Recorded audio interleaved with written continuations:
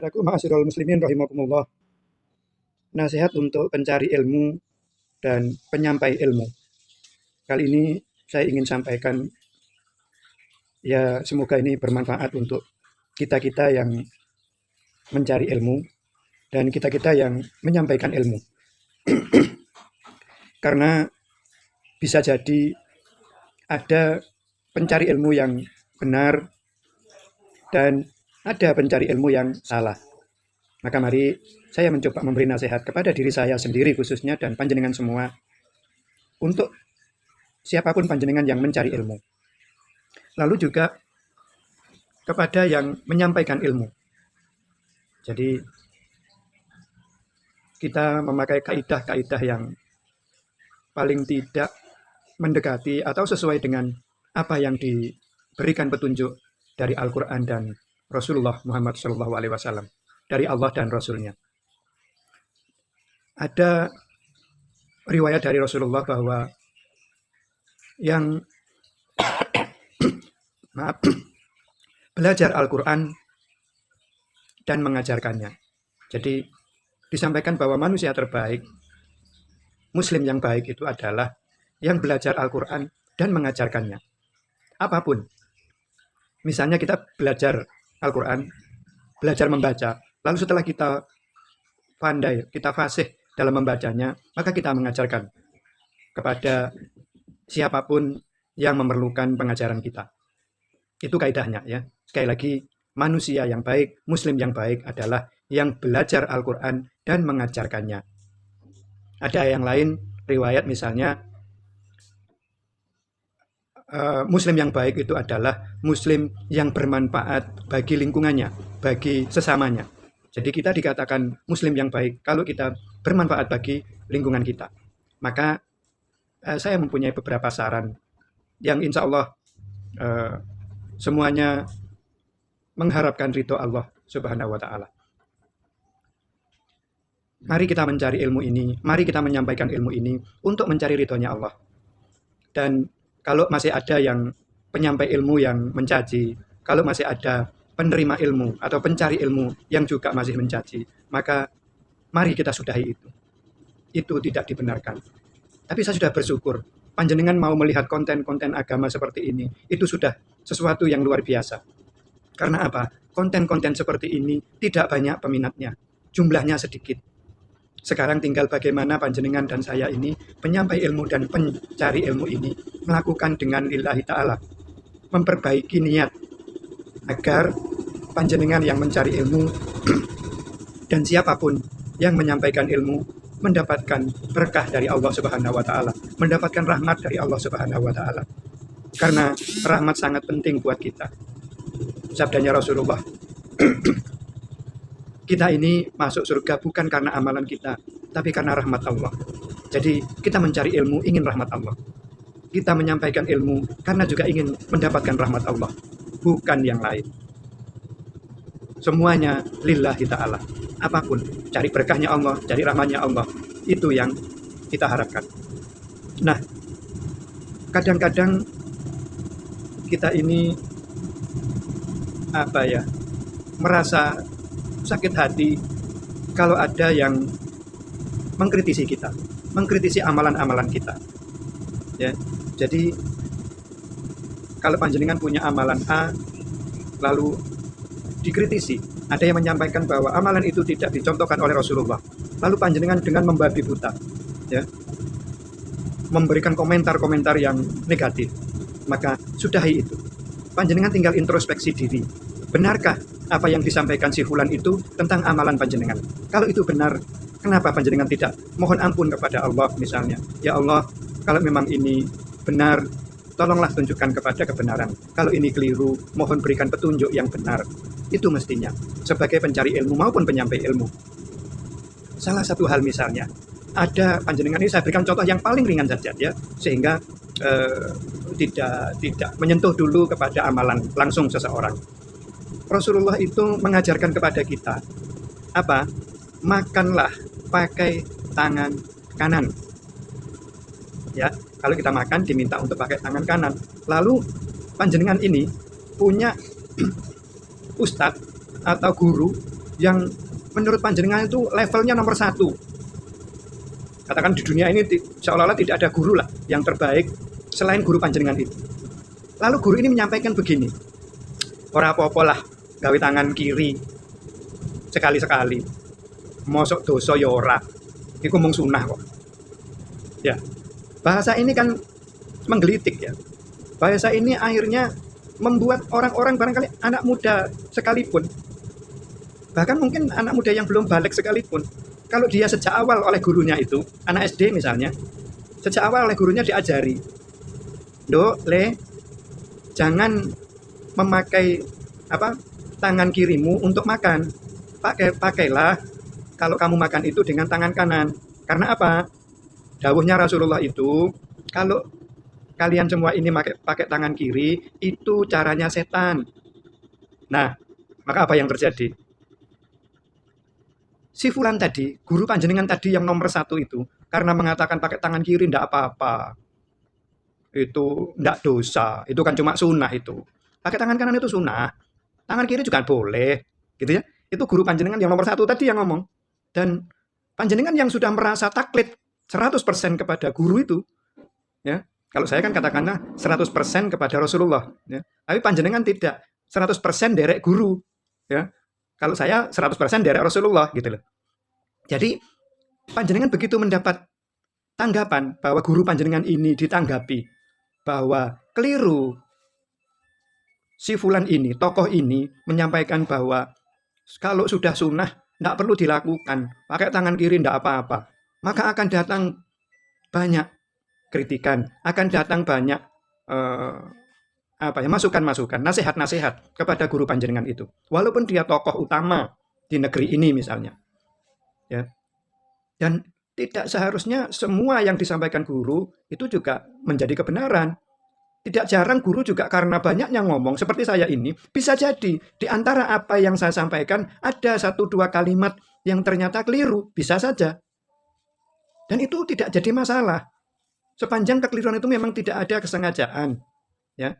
Kekeliruan itu memang karena sebagai manusia punya khilaf dan salah. Sepanjang itu tidak masalah. Ya. Jadi kita boleh saja mengkritisi tokoh nomor 1 di Indonesia. Tidak salah kalau memang yang disampaikan itu keliru. Seperti contoh ringan itu tadi. Sesuatu yang disunahkan Rasulullah dimudah-mudahkan, tidak apa-apa, semua tidak apa-apa. Ini kan repot. Ya. Jadi hal lain sebetulnya bukan menyalahkan ya. Jadi misalnya panjenengan punya amalan, lalu ada orang lain yang menyampaikan bahwa amalan panjenengan itu tidak dari Rasulullah. Itu tidak semata-mata karena menyalahkan. Tapi apa? Tujuannya siapapun panjenengan, pencari ilmu maupun pemberi, penyampai ilmu, ya, itu tujuannya bukan menyalahkan, tapi membuat benar. Sekali lagi, membuat benar. Ya. Karena apa? Ini kan disampaikan oleh Rasulullah.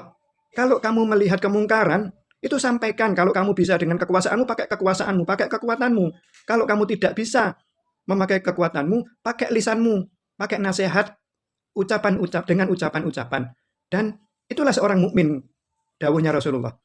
Dan paling rendah, kalau panjenengan melihat kemungkaran, melihat kesalahan, itu dengan mengingkari di dalam hati. Jadi kalau panjenengan itu mengingkari di dalam hati, itu juga sudah cukup. Tapi ini selemah-lemahnya sebagai seorang mukmin. Tapi yang lebih baik yang memberikan nasihat.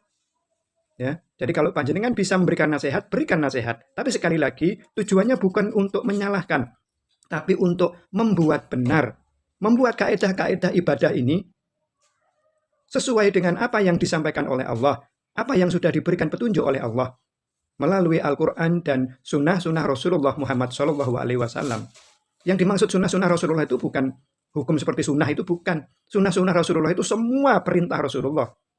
Itu loh sunnah-sunnah Rasulullah. Ya. Jadi saya sarankan kepada semua kita, panjenengan dan saya, dan seluruh umat muslim di negeri ini, untuk bisa menerima nasihat-nasihat orang lain dengan lapang dada.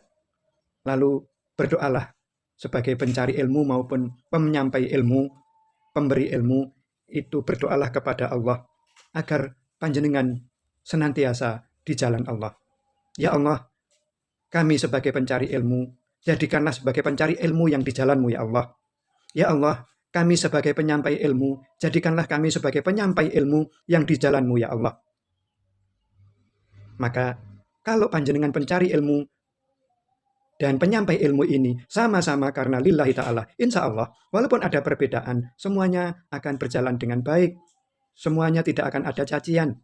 Semuanya menyampaikan sesuai apa yang panjenengan ketahui. Tapi ingat, selalulah bersandar kepada ketentuan Allah dan Rasul-Nya. Karena ini baku, tidak bisa diotak-atik. Dawuhnya Rasulullah itu, kutinggalkan 2 perkara untukmu. Barang siapa yang berpegang teguh keduanya, dia akan selamat di dunia dan di akhirat. Apa itu? Al-Quran dan sunnah-sunnahku. Al-Quran dan sunnah-sunnah Rasulullah Muhammad SAW.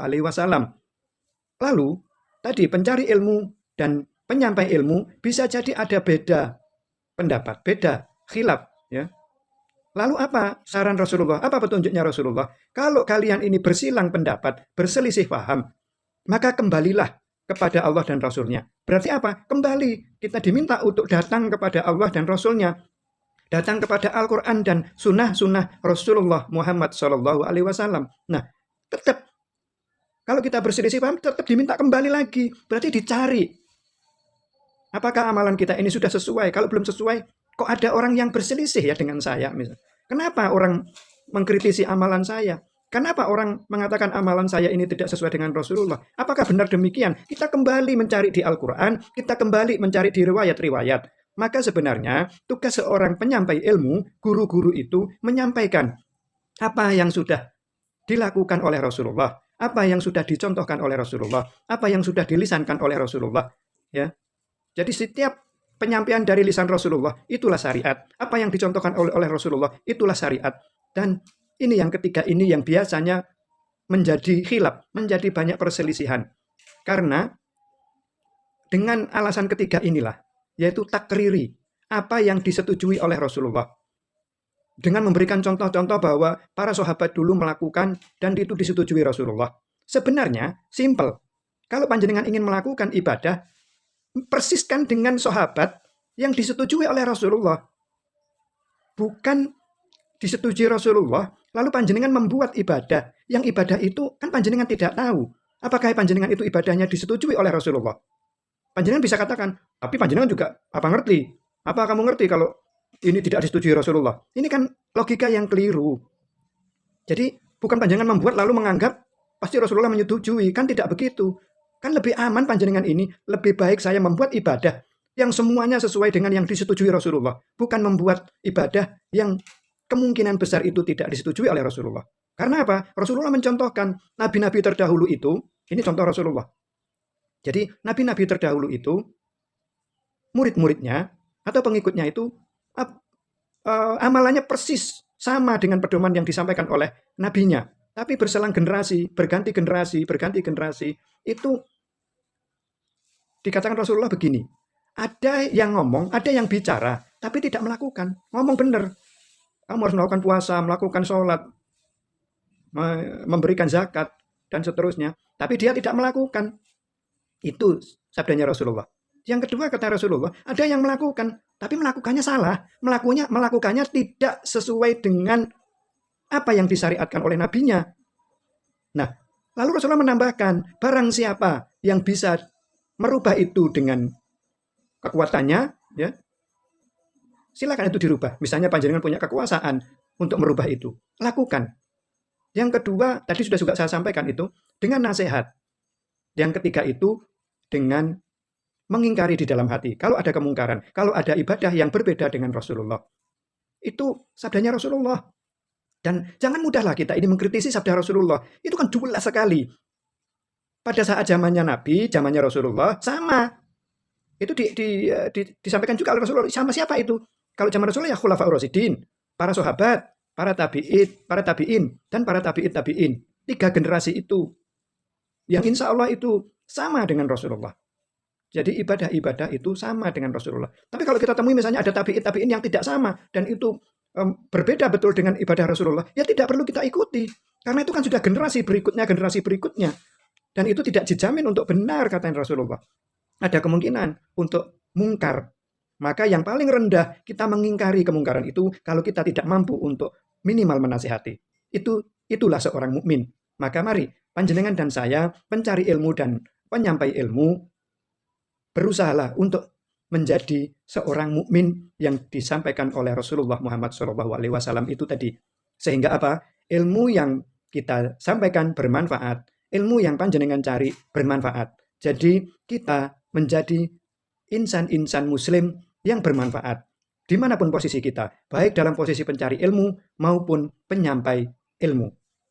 Semoga bermanfaat, dan saya selalu berharap panjenengan dan saya dikumpulkan oleh Allah Subhanahu wa taala bersama Rasulullah Muhammad SAW kelak bersama-sama masuk dan diridhoi Allah untuk menuju surga Allah Subhanahu wa taala sebagai kampung halaman kita, kampung halaman nenek moyang kita, Nabiullah Adam alaihi salam. Wallahu a'lam. Wassalamualaikum warahmatullahi wabarakatuh.